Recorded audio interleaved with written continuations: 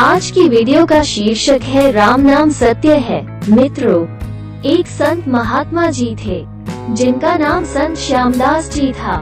महात्मा श्यामदास जी राम नाम का जाप किया करते थे। ईश्वर में आस्था होने के कारण महात्मा जी बार बार तीर्थ यात्रा करते थे। वो किसी एक स्थान पर अधिक समय तक नहीं ठहरते थे। चूंकि महात्मा श्यामदास जी ईश्वर नाम प्रेमी थे, इसीलिए दिन रात उनके मुख से राम नाम का जाप चलता रहता था। वे स्वयं राम नाम का जाप करते थे तथा औरों को भी उसी मार्ग पर चलाने का प्रयत्न करते थे।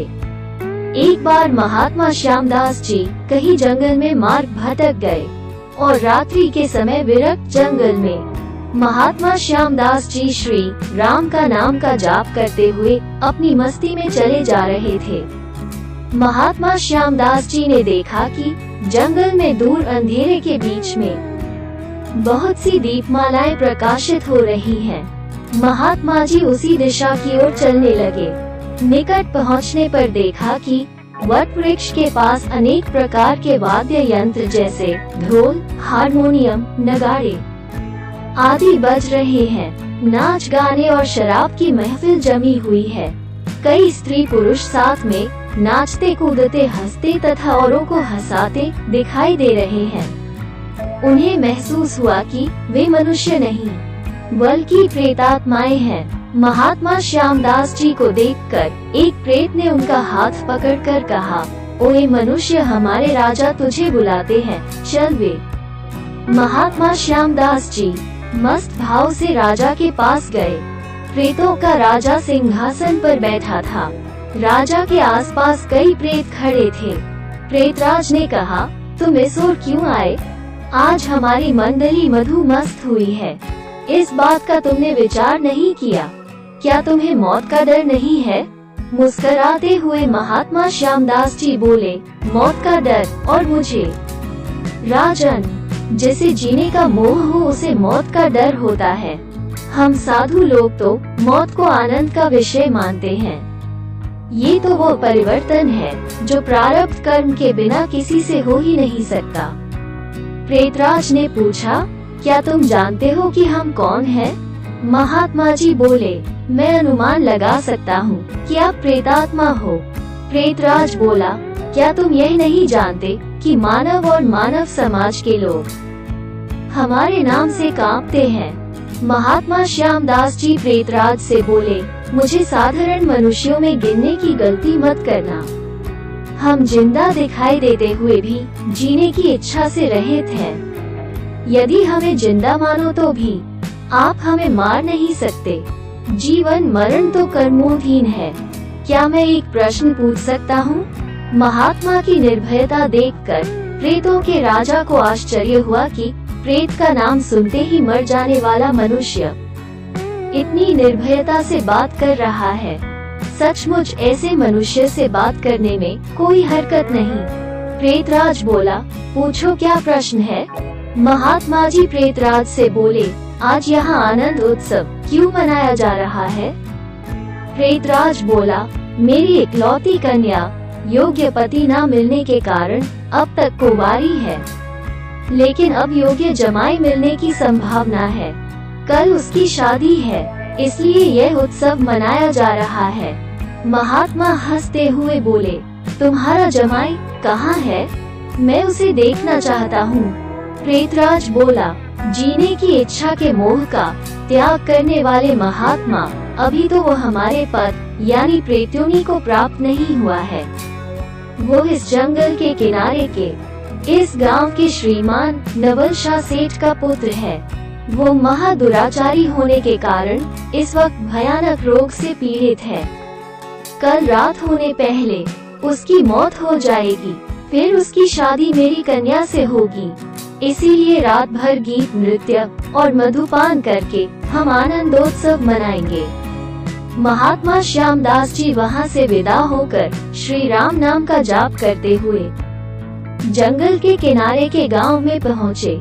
उस समय सुबह हो चुकी थी। एक ग्रामीण से महात्मा ने पूछा, इस गांव में कोई सेठ का बेटा बीमार है, ग्रामीण ने बताया, हाँ महाराज, नगर के नवलशाह सेठ का बेटा सांकल चंद 1 वर्ष से रोगग्रस्त है।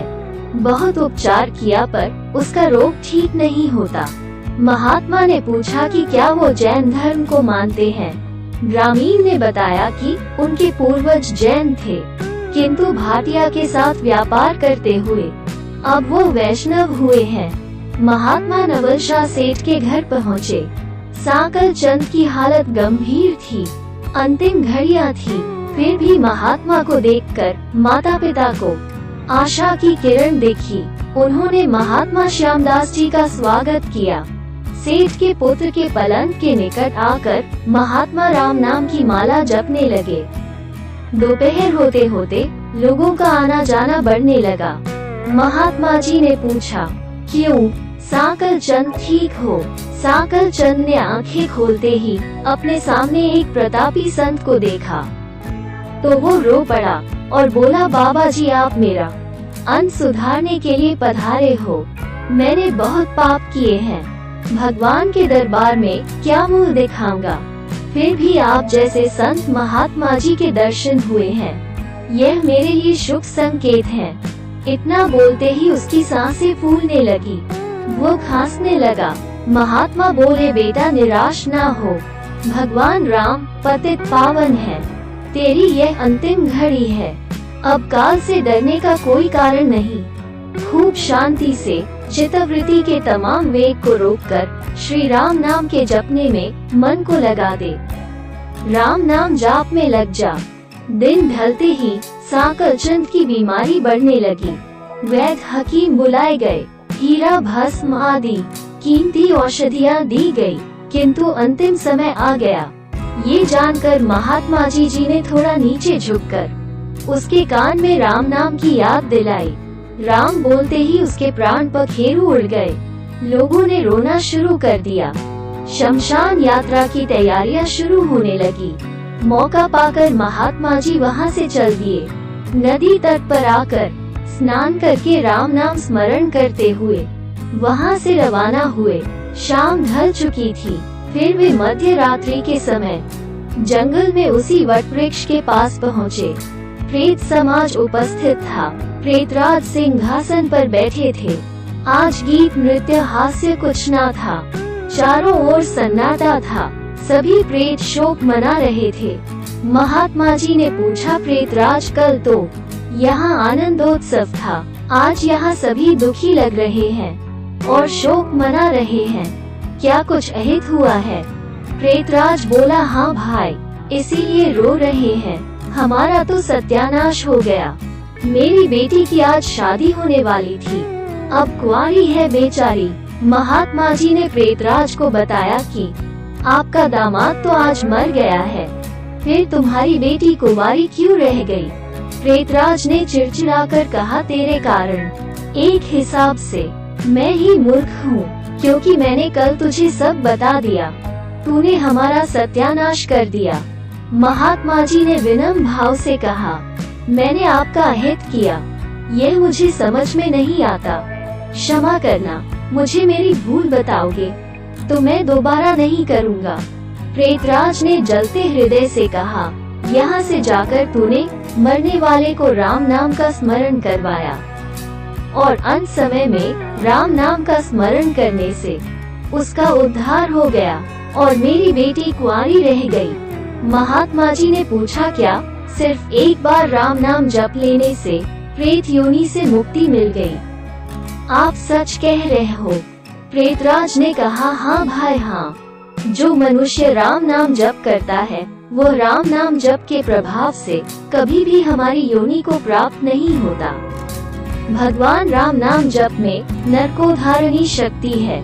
प्रेत के द्वारा राम नाम का ये प्रताप सुनकर महात्मा जी प्रेमाश्रु बहाते हुए समाधि में लीन हो गए। उनकी आंखें खुली तब वहाँ प्रेत समाज नहीं था। बाल सूर्य की सुनहरी किरणें वट वृक्ष को शोभायमान कर रही थी। यदि आपको ये स्टोरी पसंद आई हो तो प्लीज वीडियो को लाइक करें, शेयर करें और अगर आप हमारे चैनल पर नए हैं आपने अभी तक हमारा चैनल सब्सक्राइब नहीं किया है तो चैनल को सब्सक्राइब करें ले। धन्यवाद।